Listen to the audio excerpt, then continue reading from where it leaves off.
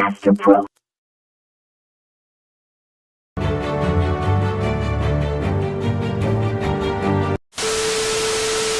For this video I will discuss the superposition theorem.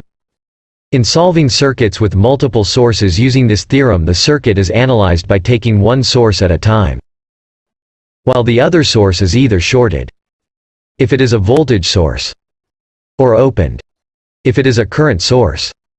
So we go now for the example for you to appreciate this theorem. By the way, please make sure to like, share and subscribe for more videos. Example: a generator and a battery whose voltages are E sub G equal to 129.6 volts and E sub B equal to 126 volts, respectively, are connected in parallel through a line resistors to deliver power to a common load of 6 ohms. Also given the internal resistance of the generator Rg is equal to 0.15 ohms and battery Rb is equal to 1.2 ohms. So calculate for current supplied by the generator and battery, current taken by the load, the load voltage VL, the load power PL. Our first step is to take the generator serving alone the circuit, and the battery will be replaced by its internal resistance.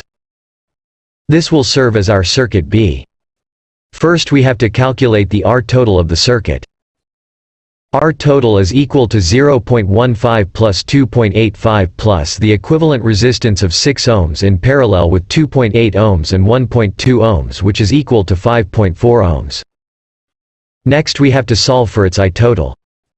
I total is equal to 129.6 volts divided by 5.4 ohms. That will result in 24 amperes. Then we will use the current divider formula to solve IL and I2. IL is equal to I total times Rx over RL.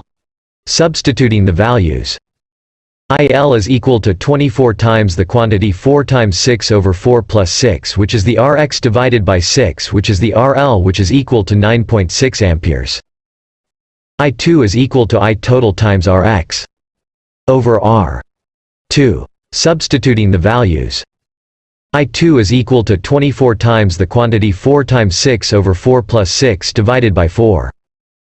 That will result in 14.4 amperes. Take note of the direction of the current. The next step is to take the battery as the source alone, and the generator will be replaced by its internal resistance. This will serve as our circuit C. Then we have to calculate for the RT of this circuit.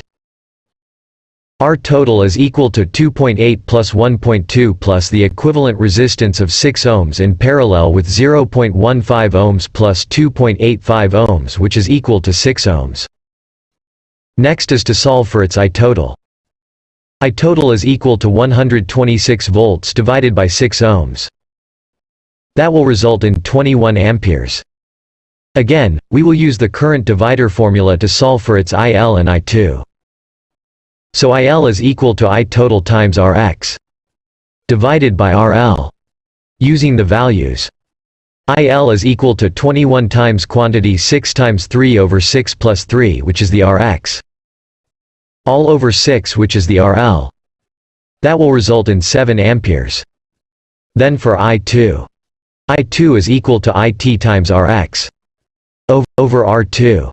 Substituting the values, I2 is equal to 21 times 2, which is the Rx, divided by 3, which is the R2. That will result in 14 amperes. Check the direction of the current solved in circuit C and compare it to circuit B. So to solve for I1 in the original circuit, I1 is equal to 24 amperes minus 14 amperes. I1 is equal 10 amperes. The direction of the current is based on the larger current that we solved, so the direction of I1 is based on the direction of 24 amperes. For I2, which is equal to 21 amperes minus 14.4 amperes, I2 is equal to 6 amperes. Again, the direction of the current is based on the larger current that we solved, so the direction of I2 is based on the direction of 21 amperes. And for IL it is equal to 9.6 amperes plus 7 amperes, which is equal to 16.6 amperes.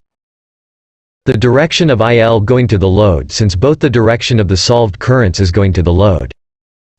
Then, the load voltage VL is equal to IL times R. VL is equal to 16.6 times 6, which is equal to 99.6 volts.